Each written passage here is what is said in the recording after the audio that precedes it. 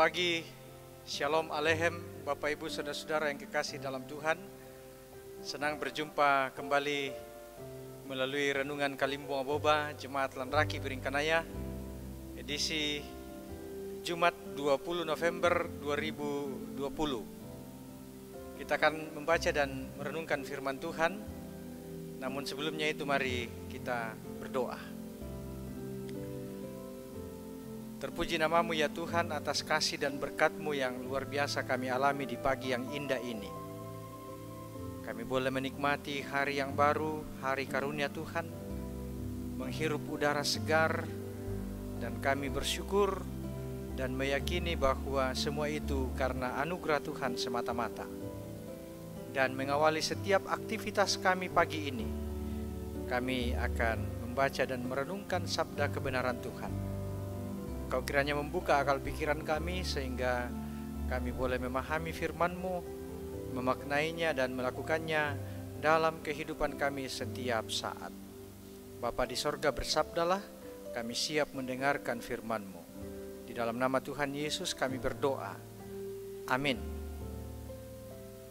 Bacaan kita pada pagi ini dari Yesaya pasal 40 ayat 1 dan ayat 2. Firman Tuhan berbunyi demikian. Hiburkanlah umatku, demikian firman Allah, Allahmu.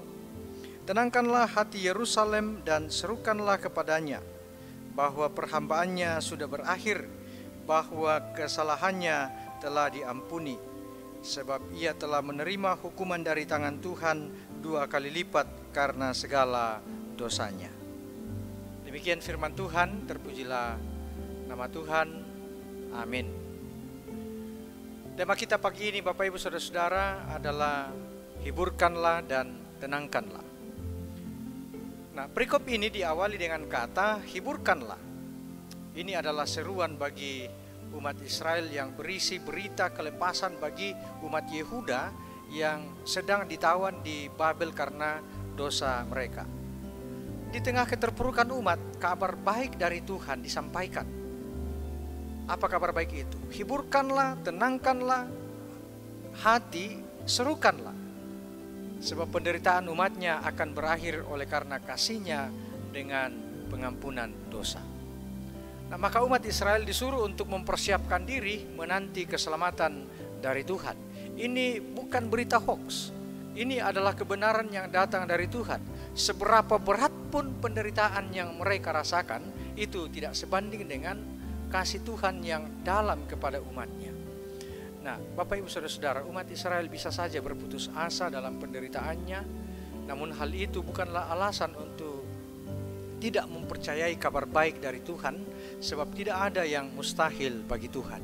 Tidak ada yang kekal di dunia ini, hanya firman Tuhanlah yang kekal selamanya. Kekuatan dan kehebatan apapun yang ada di dunia ini akan takluk di bawah kuasa Tuhan. Semua yang ada di dunia ini adalah seperti rumput yang segera kering, namun Tuhan akan tetap kekal selamanya. Sehebat apapun bangsa Babel tidak akan ada apanya dibandingkan dengan rencana Tuhan kepada umatnya.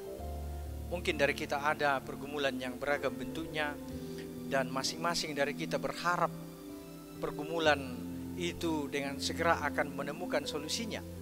Namun sebaliknya ada pula yang sudah pasrah menganggap pergumulan itu tidak akan mungkin lagi ada solusinya. Ya mau diapa lagi, sudah nasib. Kabar baik tentang kasih Tuhan Bapak Ibu Saudara-saudara kepada umatnya tentunya bukan hanya kepada pergumulan umat Israel pada saat itu. Ini juga adalah kabar baik yang kekal yang akan tetap menerangi kehidupan umat Tuhan di zaman atau di sepanjang zaman. Kabar baik yang akan selalu menghibur dan meneguhkan hati kita dalam menjalani kehidupan ini bahwa Allah adalah kasih.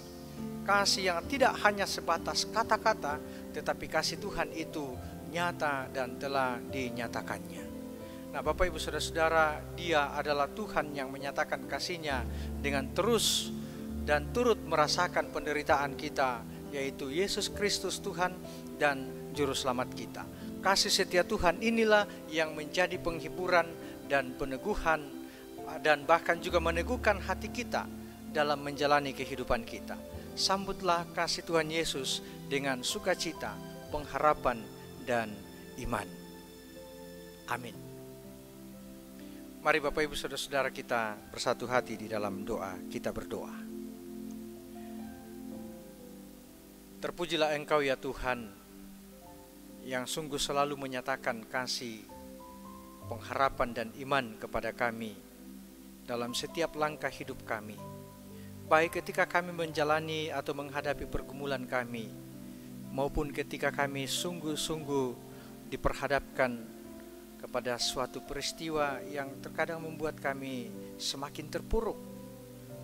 Namun kami percaya bahwa Tuhan ada, Tuhan menolong, Tuhan memberkati, dan memungkinkan kami menjalani hidup ini dengan baik. Terima kasih firman-Mu mengawali setiap aktivitas dan rencana kami pada pagi ini.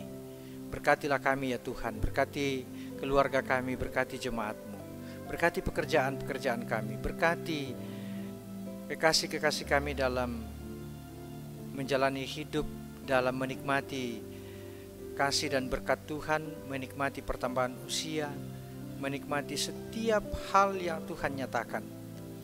Dan juga berkati jemaat-Mu dalam pergumulan karena sakit penyakit, mungkinkan mereka untuk tetap berpengharapan di dalam Tuhan. Bapa di sorga, kami berdoa untuk bangsa dan negara kami, dan biarlah pemerintah kami terus berupaya semaksimal untuk memutus mata rantai penyebaran COVID ini, dan kami selaku masyarakat juga terus mendukung dan merealisasikan dan menjadi garda terdepan untuk memutus mata rantai penyebaran COVID-19. Bapa di sorga, berkatilah kami sepanjang hari ini dan seterusnya kami menjalani hidup dalam tuntunan kasih Tuhan.